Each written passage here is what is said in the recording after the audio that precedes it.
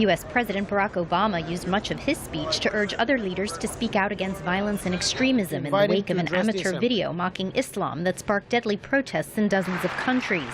There are no words that excuse the killing of innocents. There's no video that justifies an attack on an embassy. There's no slander that provides an excuse for people to burn a restaurant in Lebanon or destroy a school in Tunis or cause death and destruction in Pakistan. In the General Assembly's most theatrical moment, Israel's Prime Minister Benjamin Netanyahu used a cartoon drawing of a bomb to try and persuade the international community that Iran's controversial nuclear program is a threat not just to his country but to the whole world, and that the time to stop Iran may be running out. And by next spring, at most by next summer, at current enrichment rates, they will have finished the medium enrichment and move on to the final stage.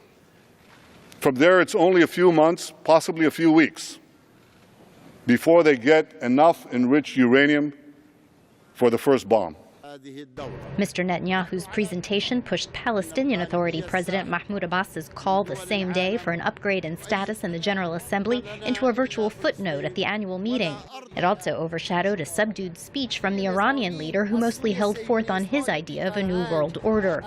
But the conflict in Syria managed to stay atop the international agenda, with leaders of countries big and small calling for the bloodshed to stop and dialogue to begin.